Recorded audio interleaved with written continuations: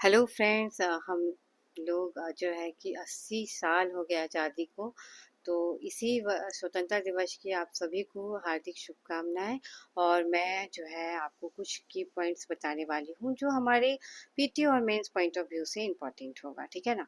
तो चलिए हम लोग देखते हैं जो आपका इम्पोर्टेंट कुछ हाइलाइट्स है जो प्रधानमंत्री जी ने आज हमारे लिए कही है, ठीक है ना। तो सबसे पहले हम लोग देखते हैं कि एग्जाम पॉइंट ऑफ व्यू से कुछ इंपॉर्टेंट पॉइंट। जो वंदे मातरम है हमारा 150 वर्ष का हो गया है।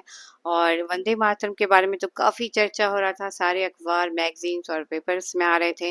विकसित भारत 2047 का लक्ष्य जो है उसके ऊपर ही पूरी जो है कि बातें आज जो है प्रधानमंत्री जी की रही। विकसित भारत बनाने के ऊपर ही फोकस किया गया और आत्मनिर्भर भारत बनाने की दिशा में जो है कि कौन कौन से कदम रखने हैं, क्या क्या किया जाना है और क्या क्या किया जा चुका है, वो बातें की गई। सप्तधारा विकास के 7 प्रमुख क्षेत्रों पे बल देता है, ये बातें भी कही गई थी। तो जिस तरीके से आपका जो 7 निश्चय है, ठीक है ना। तो 7 निश्चय, जिस प्रकार से आप 7 निश्चय के ही इर्द गिर्द अपना मेंस आंसर राइटिंग करते हो और वहां से कुछ पॉइंट्स को लेते हो, वैसे ही सप्तधारा है। उस पर जो भी विकास के जो 7 प्रमुख पिलर्स हैं उसको आप अच्छे से अपने मेंस आंसर राइटिंग में लिख सकते हो। जैसे कि निर्माण शक्ति, तो यहाँ पे भी वही बात आ गया ना, जैसे कि प्राथमिक क्षेत्र जो है, ठीक है।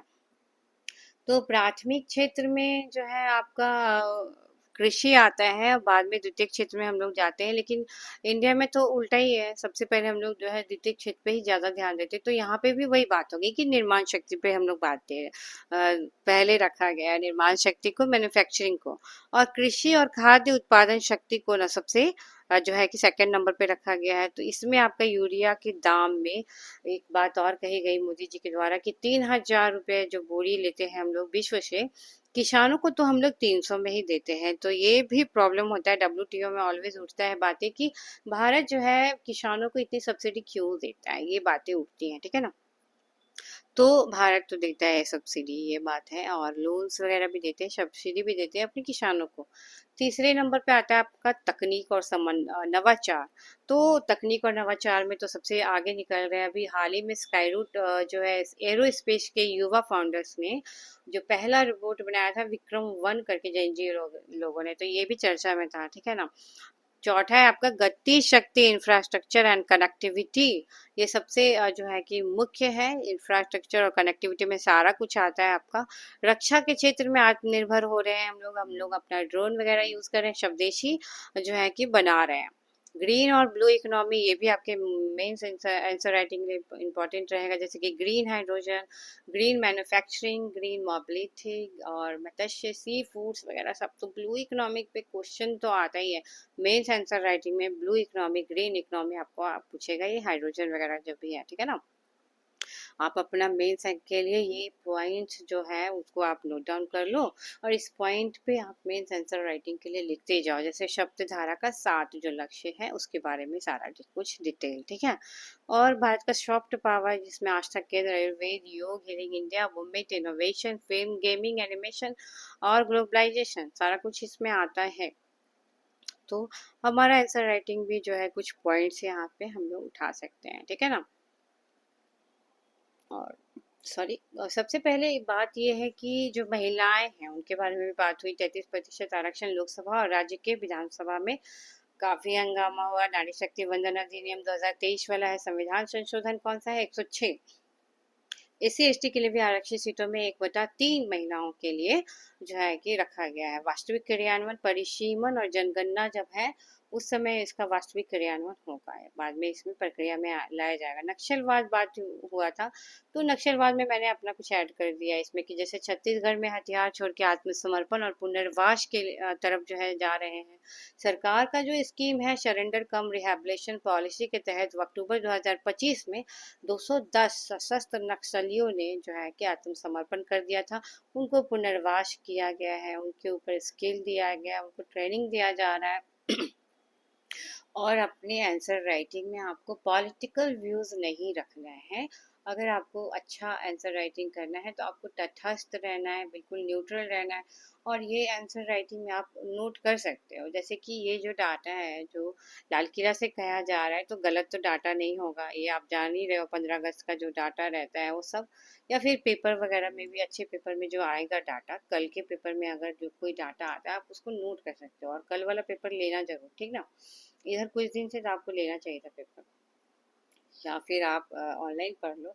तो जेएनजी के लिए 1 करोड़ युवाओं को एआई स्किल देने की बात की गई है। 1 साल के अंदर एआई स्किल दिया जाएगा 1 करोड़ युवाओं को। जेन अल्फा के लिए क्या है कि उनके खेल, उनके जो प्रतिभाशाली है कुछ बच्चे, तो 5 से 15 उम्र के जो बच्चे होंगे ना, तो उनको ट्रेनिंग दिया जाएगा। वैसे प्रतिभाशाली बच्चों को निकाल कर लाया जाएगा, जैसे कि छोटे शहर से महेंद्र सिंह धोनी, कोई नहीं जानता था वो, और इतने जो है कि हाईलाइटेड हो गए। शिक्षा के क्षेत्र में जो गार्जियन है वो फ्री ऑनलाइन कोचिंग की व्यवस्था नहीं कर पाते, बच्चों को फीस नहीं दे पाते, तो उनके लिए फ्री ऑनलाइन कोचिंग, और ये विशेषज्ञ सरकार की तरफ से रहेंगे जेनजे और जेन अल्फा के लिए, ठीक है। तो ये हो गया। इसके अलावा जो है कि और भी कुछ बहुत सारे पॉइंट्स थे। 5 न्यू न्यूक्लियर रिएक्टर शुरू किया जाएगा 100 गीगावाट क्षमता का। 2014 में 70 शहरों में पाइप से गैस लाइन जाता था, 12 साल आते आते 700 शहरों तक पहुंच गया। 2014 में 20 से 22 लाख लोगों को पाइप गैस का सुविधा था, लोगों को, ठीक है। तो ये पहुंच गया, मतलब पहले तो शहर का बात हुआ, बाद में लोगों का बात हुआ कि 2026 में करीब 2 करोड़ लोग इससे लाभान्वित हुए हैं पाइप गैस लाइन से। तो आपको पॉलिटिकल, आपको आंसर राइटिंग नहीं लिखना है कि कांग्रेस के टाइम में कम था, बीजेपी के टाइम में ज्यादा है, ये नहीं। आपको ऐसे लिखना है कि वर्तमान सरकार ने इधर 10 सालों में, या फिर आप लिख सकते हो कि वर्तमान सरकार ने कुछ सालों में गैस पाइपलाइन का जो है कि 700 शहरों के करीब तक पहुंचा दिया है। एग्जैक्ट डाटा नहीं याद रहेगा तो आप करीब ऐसे लगभग ऐसे करके लिख सकते हो, ठीक है ना। हम लोग वैसे ही लिखते हैं। तो 50 लाख घरों में सोलर एनर्जी के लिए पीएम योजना के तहत एक एक परिवार को 80,000 की मदद दी जाती है। तो सोलर एनर्जी के लिए परिवार को बहुत हेल्प किया जाता है, ठीक है ना। तो ये था, छोटा छोटा पॉइंट्स था। इसके अलावा मैं वंदे मातरम के बारे में कुछ बातें करूंगी आपसे। वंदे मातरम के बारे में इसलिए बात करेंगे क्योंकि बहुत ज़्यादा चर्चा में था, और कुछ फैक्ट यहाँ से हम लोग आपको देना चाहती हूँ। मैं आपको फैक्ट जो मुझे याद था, कुछ मुझे याद था, कुछ मैंने नोट किया था। तो सबसे पहले तो ये जानेंगे कि हे माता मैं तुम्हें नमन करता हूँ, इसका हिंदी अर्थ होता है। 1870 के दशक में वंदे मातरम का जन्म हुआ, कैसे, और 1875 में बंग दर्शन बंकिम चंद्र चटर्जी का जो है कि देन है। आनंद मठ में बंकिम चंद्र चटर्जी का उपन्यास है आनंद मठ, उसमें चर्चा 1882 में हुआ है।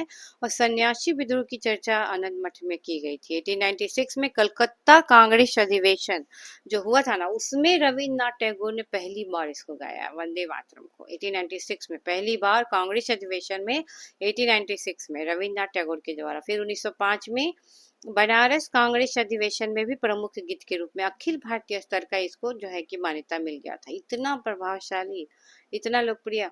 1905 में क्रांतिकारियों ने बंगाल विभाजन के टाइम में इसे नारे के रूप में यूज किया इस गीत को, और कई सारी पत्रिकाओं में, अखबार में आने लगा, छपने लगा। युवाओं को इसे दूर रखने के लिए सरकार देखो क्या कर रही थी। अक्टूबर 1905 में युवाओं को इसे दूर रखने के लिए बंगाल के जो रंगपुर कॉलेज है वहां से 5-5 रुपए का जुर्माना दे करके और जो है कि भगाया गया, मतलब प्रतिबंध लगाने का कितना बात किया गया देखो। 1906 में बारिशाल में भी हजारों लोगों ने इस पे प्रतिबंध लगाने का विरोध किया, नारा लगाया। फिर 1906 में ही अरविंद घोष और बिपिन चंद्र पाल, ये इन दोनों का अंग्रेजी दैनिक है जिसका नाम है वंदे मातरम, ठीक है। और 7 अगस्त 1906 को इन्होंने वंदे मातरम का जो है कि शुरुआत किया था। उस समय हम लोगों का क्या था, स्वदेशी आंदोलन चल रहा था। मराठा में भी प्रकाशित किया गया है। 2 दिसंबर 1906 को गांधी जी दक्षिण अफ्रीका का जो साप्ताहिक समाचार पत्र है इंडियन ओपिनियन, उसमें भी इसका उल्लेख किए हैं। 1905 में इंडियन ओपिनियन में भी इसका उल्लेख किया गया है, ठीक है ना। 1907 में आपका भीखाजी कामा जो मैडम थी, उन्होंने जो स्टुगार्ट जर्मनी से जो झंडा फहराया था उस पर भी वंदे मातरम का उल्लेख है। तो कितना पावरफुल, कितना प्रभावशाली और कितना लोकप्रिय यह शुरू से ही वंदे मातरम है। आज भी जब हम लोग वंदे मातरम बजता है तो हमारा पूरा एकदम रोम रोम खड़ा हो जाता है, नहीं। तो काफ़ी सारा चीज़ है। वंदे मातरम सिर्फ़ आवाज़ ही नहीं, सिर्फ़ गीत ही नहीं है, एक जो है कि एहसास है और आज़ादी का जो है कि ये इतिहास है, ठीक है? तो 1960 में भीकाजी कामा ने जो है झंडा पे भी उल्लेख किया है। लाला लाजपत राय का जो है कि लाहौर से वंदे मातरम नामक एक पत्रिका निकाला गया था। दक्षिण भारत में भी सुब्रमण्यम भारती ने तमिल समाज में भी इसको लोकप्रिय बनाया। उन्होंने तमिल में इसका अनुवाद कर दिया था। सुब्रमण्यम भारती, सॉरी, सुब्रमण्यम भारती जो है राष्ट्र कवि हैं हमारे, और उन्होंने तमिल में जो है कि इसको लोकप्रिय बनाया था। तमिल भाषा में इसको अनुवाद किया था।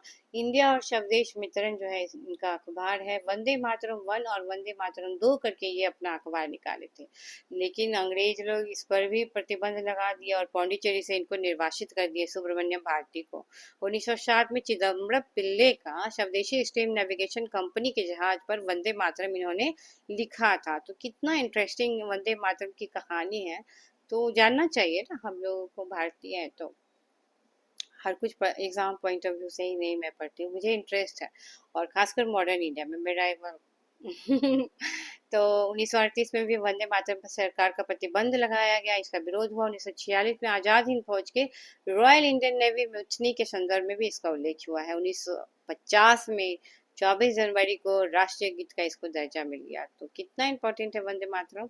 और ये सारा कुछ आप अपने आंसर राइटिंग में, मैंने तो वैसे ऐसे रफली इसको यूज़ किया, आप अपने आंसर राइटिंग में ये सारा कुछ लिख सकते हो। और इसी प्रकार मेंस का कुछ कुछ पॉइंट में, जैसे जैसे कोई भी क्वेश्चन का आंसर 10 पॉइंट में मैं दे दूंगी, उसके ऊपर बोल दूंगी, या फिर मैं आपको कीवर्ड्स दे दूंगी, आप लिख के लाना, लिख के रखना है। मतलब मैं ना कॉपी का ही यूज़ करती हूँ, इसलिए मैं पीडीएफ से पढ़ाती हूँ। मैं पीपीटी का इसलिए नहीं करती क्योंकि मुझे अपने कॉपी से पढ़ना अच्छा लगता है, और ऑफलाइन, ऑनलाइन नहीं। मैं शुरू से ऑनलाइन में विश्वास नहीं करती हूँ। मैं सारा कुछ का नोट्स बनाती हूँ, क्योंकि एग्ज़ाम के टाइम में मोबाइल और लैपटॉप से मेरा पढ़ाई नहीं होता था, और मैं क्या करती थी, सारी चीज़ों का नोट्स बना लेती थी। यहाँ तक कि घटना चक्र का भी मैंने जो है कि कम पेज में नोट्स बना के रख लिया था, क्योंकि घटना चक्र में क्या होता है ना कि एक एक क्वेश्चन को बार बार रिपीट करता है, तो वो सारी चीज़ें। तो ये तो एक रफली आपको बता दिया था कि कैसे कैसे कौन सी बातें कही गई हैं। और सबसे बड़ी बात है कि मोदी जी ने जो भी बातें कही हैं वो आंकड़ा सही होता है, वो गलत नहीं होता है, ठीक है। और ये जो आंकड़ा है वो आपको लाल किले से जो बात बोली गई है, जो डाटा दिया गया है आपको, वो गलत तो होगा नहीं। आप अपने आंसर राइटिंग में लिख सकते हो बिना आपका कोई पॉलिटिकल व्यूज़ के। आपका इंटरव्यू में भी इस चीज़ को जांचते हैं लोग कि आपका पॉलिटिकल व्यूज़ किसी एक तरफ तो नहीं है ना, आपको न्यूट्रल रहना है, आपको न्यूट्रल आंसर राइटिंग भी करना है। और फिर हम लोग मिलेंगे। थैंक यू फ्रेंड्स, अब हम लोग गुड नाइट।